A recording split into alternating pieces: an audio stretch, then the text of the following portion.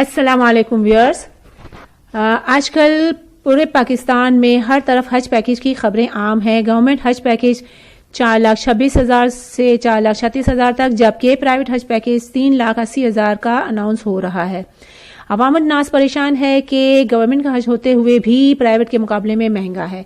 आज की वीडियो देख के आपको ये अंदाजा हो जाएगा कि सच्चाई क्या है, हकीकत क्या है। आपकी आंखें खुल जाएंगी और आप ये फैसला करने में ये वीडियो आपके लिए बहुत माविन साबित होगी कि कौन सच्चा कौन झूठा, कहां धोखा हो रहा है।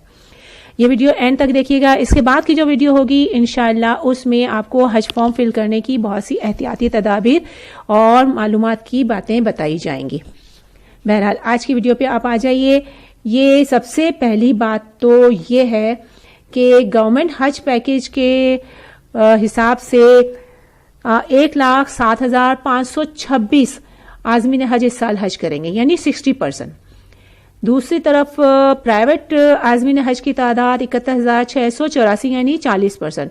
और ये भी 40% जो हैं वो किसी एक इदारे को नहीं जाएंगे, यकीनन इसमें भी बहुत सारे इदारों को डिवाइड किया जाएगा। यानी एक इदारे के हिस्से में 5, 10, 15, 20 या जो भी आ सकता है, बहरहाल 40 एक ही इदारे को नहीं जाएगा। अब ये बात आम फहम में आ रही है, हर एक समझता है, कारोबारी हजरात अच्छी तरह जानते हैं कि रिटेल और होलसेल की जो दाम होते हैं उसमें फ़र्क होता है। कम अगर क्वांटिटी है तो लागत ज़्यादा आती है, और अगर क्वांटिटी नंबरिंग ज़्यादा है तो लागत कम आती है। बहरहाल ये 60% पे लागत को कम आना चाहिए और 40% या इससे कम परसेंट पे लागत ज़्यादा आनी चाहिए, जबकि यहाँ ऑपोजिट हो रहा है। तो ये कैसे पॉसिबल है कि प्राइवेट वाले इतना कम का पैकेज देंगे? ये पॉसिबल ही नहीं है। ये आप दूसरी बात देखें।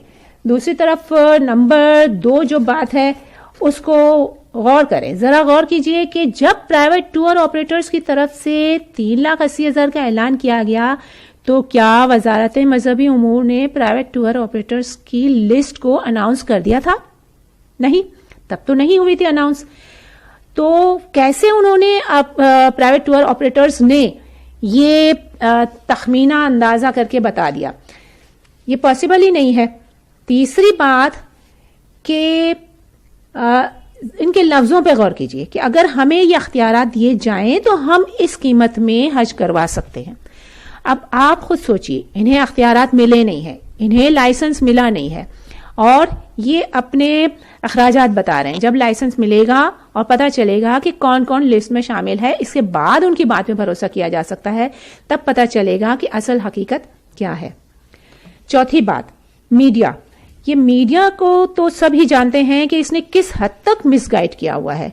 आजकल की जो जुम्मा और इतवार की खबरें हैं इससे कौन वाकिफ नहीं है। सोशल मीडिया ने कितना उछाला। इमरान खान की तस्वीर के साथ बड़े बड़े चैनल्स ने यह अनाउंस कर दिया कि जुम्मे की छुट्टी है, जबकि बाद में पता चला कि नहीं, यह हकीकत नहीं है, ऐसा कुछ नहीं है। इस बात से ही अंदाजा लगा लीजिए कि मीडिया की तरफ से कितनी मिसगाइडनेस हो रही है। इसीलिए आप अपनी आंखें खुली रखिए और अपनी अकल से काम लीजिए कि क्या चीज सही है और क्या चीज गलत है। पांचवी बात, गवर्नमेंट ने खुद ऐलान कर दिया।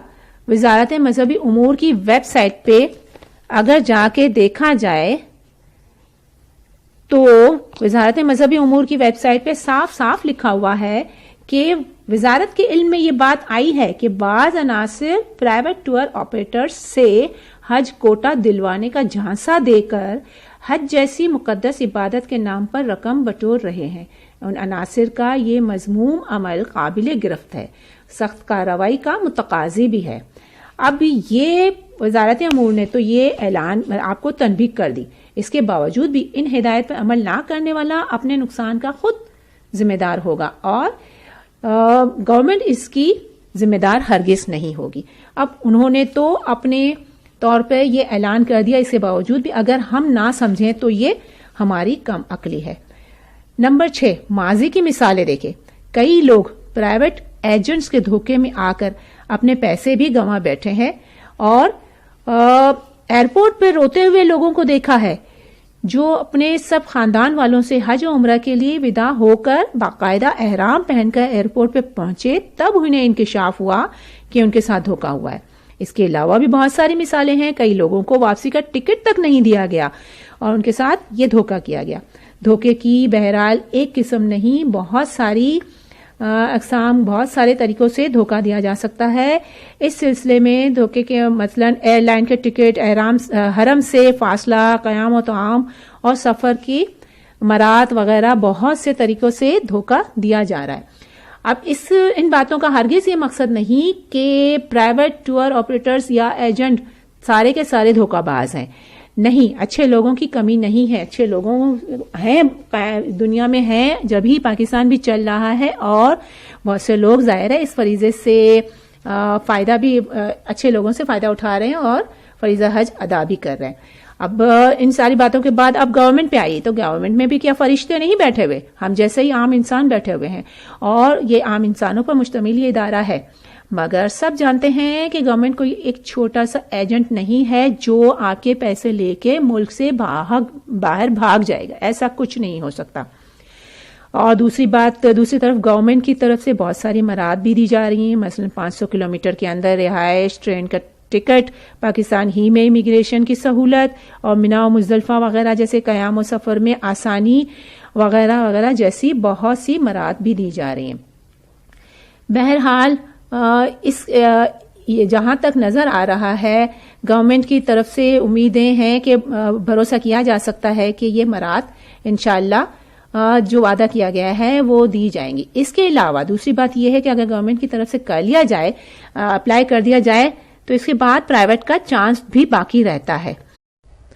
یہ ایک بات اور بتا دوں آپ کو کہ اگر گورنمنٹ اسکیم کے تحت آپ نے اپلائی کیا ہے اور آپ کا نام بھی آ گیا ہے اسکیم میں اور آپ ایلیجیبل ہو گئے ہیں کہ اب آپ حج کے لیے جا سکتے ہیں، اور پھر کسی وجہ سے اگر آپ نہیں جا سکے اور کوئی ریزن ہے، لاجیکلی کوئی ریزن صحیح ہے، تو آپ اپنے پیسے واپس کرنے کے لیے ایک میعاد مقرر ہوتی ہے جس میں آپ اپنے پیسوں کا تقاضا کر سکتے ہیں. اور حج کے لیے اگر نہ جانا چاہیں اور کوئی ریزن ہو تو اس کے لیے خاص طور پر یہ خیال رکھا جاتا ہے کہ پاسپورٹ جمع ہونے سے پہلے یا ٹکٹ جو آپ کے بن جاتے ہیں اس سے پہلے کی ایک میعاد ہوتی ہے جس کے تحت آپ اپنے پیسے کلیم کر سکتے ہیں.